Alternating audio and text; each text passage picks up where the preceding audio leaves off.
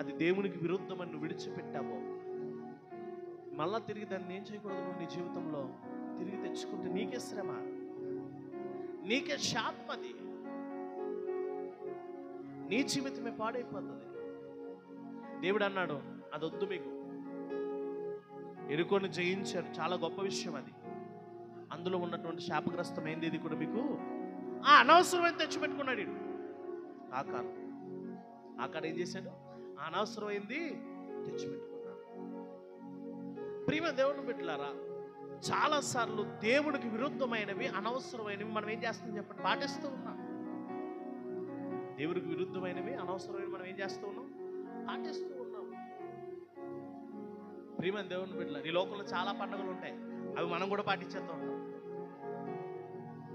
అమావాస్యలు పాటించేస్తాం, పౌర్ణములు పాటించేస్తాం, మంగళవారాలు పాటించేస్తాం, శుక్రవారాలు పాటించేస్తాం, అన్ని కూడా ఏం చేస్తాం, మనం పాటించేస్తున్నాం.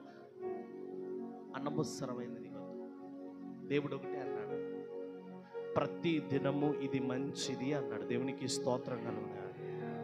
ప్రతి దినము కూడా ఏమని పిలిచాడు దేవుడు, అది మంచిది. ఏ దినము మంచిదో తెలుసా? ఏ దినం అయితే నువ్వు ప్రార్థన చేసుకుంటావో ఆ దినమెల్లా నీకు మంచిదే. దేవునికి స్తోత్రం కలుగును. ఏ దినమల్లా దేవుడి దగ్గర కన్నీరు కారుస్తావు ఆ దినమెల్లా నీకు మంచిదే. ఏ దినమైతే దేవుని స్తుతిస్తావు ఆ దినమెల్లా మంచిదే నీకు. ఏ దినమైతే దేవుని దగ్గర బ్రతిమాలుకుంటావు ఆ దినమంతా మంచిదే నీకు. నువ్వు ఏడ్చినా మంచిదే. కారణం ఏంటంటే నువ్వు ఏడుస్తుంది ఎవరి దగ్గర తెలుసా? నీ కన్నీరు తుడిచేటువంటి దేవుని దగ్గర ఏడుస్తావు.